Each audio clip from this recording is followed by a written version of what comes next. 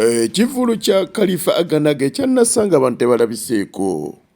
Ne Nassanga tazze. Ennyumba ya Honorable Ibrahim Ssemujju Nganda teri katale. Ebubyanjwanjwa. Ennyumba ya Honorable Ssemujju Ibrahim Nganda eri Ekirinnya Bukasa tetundibwa. Namutika y'enkuba etonnya akawungeezi k'olwaleero Katonda etwala ababoodabooda balwanyi ottaasa ppiki zaabwe. Wano walinga California.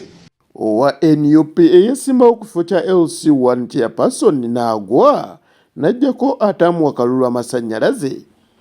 Omupangisa agaanye okwetonda. Siva ku NRM.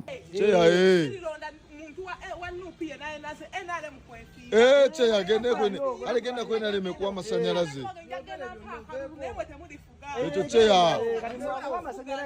Ero mujjeko cheya. Ebyo n'ebirala bisaye ku Fik Media. Fik Media. Oluvannyuma lw'ebbanga eddene ng'abantu beebuuza amayitire ga Ibrahim Ssemujju Nganda olunaku lwaleero asobodde okubeera ng'avaayo wali ku mutimbagano n'abaako ebigambo eby'enjawulo byayogera eri bannayuganda era n'atateekawo ssuubi liraga nti ssaawa yonna akomawo. Ono ayogedde ebigambo bingi n'aleeta n'ebya Dr. Besigye obulwadde obumuluma nabo n'abutubuulira. That's what videos and images of Dr. Kizza Besigye collapsing in the courts of law, fighting for his legal right constitution for representation means to me.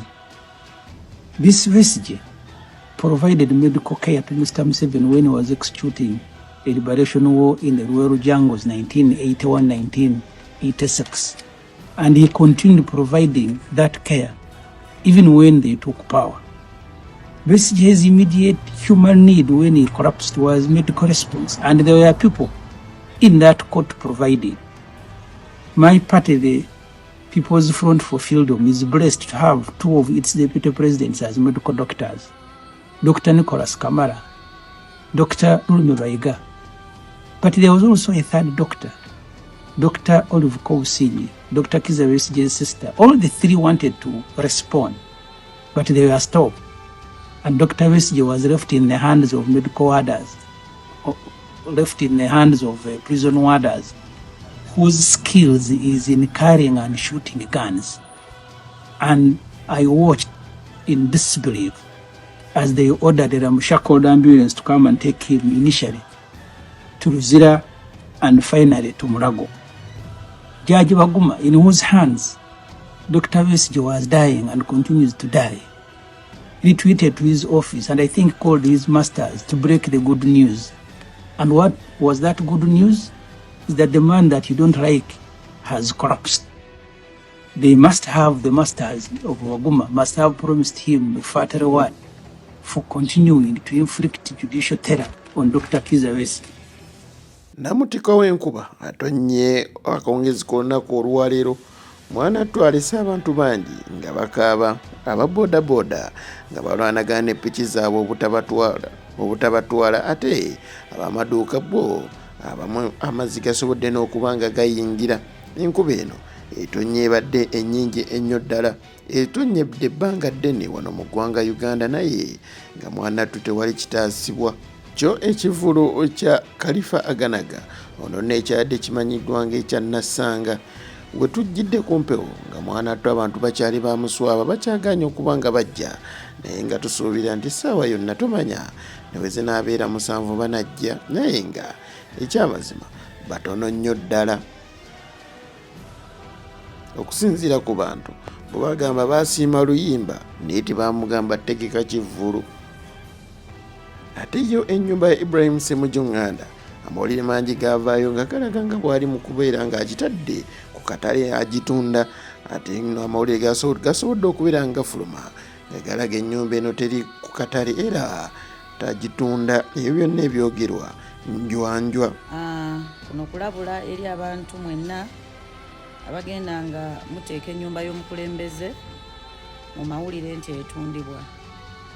Ennyumba ya Honorable Ssemujju Ibrahim Nganda eri Ekirinnya Bukasa tetundibwa. Abo bannakigwanizi abeenoonyeza ebyabwe. Bwemuba mwagala mawulire munoonye bwe mukola amawulire gammwe n'ennyumba y'omukulembeze Secretary General wa PFF Honorable Semji Ibrahim Nganda, ennyumba ye oba makaage tegatundibwa. Stay warned. Thank you.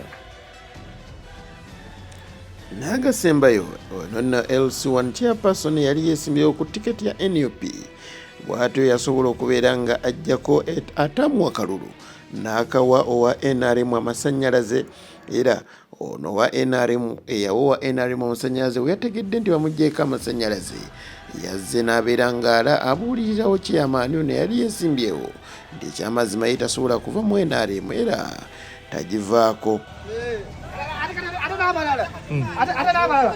Cheya bajjeeko mujjeeko genda NRM muwa amasannyalaze. Cheya Cheya genda ku NRM kuwa amasannyalaze. Ekyo Cheya era omugjeeko Cheya akole kyakola. Ekyo Cheya mpagira gwe. Cheya ndikusaidia Cheya.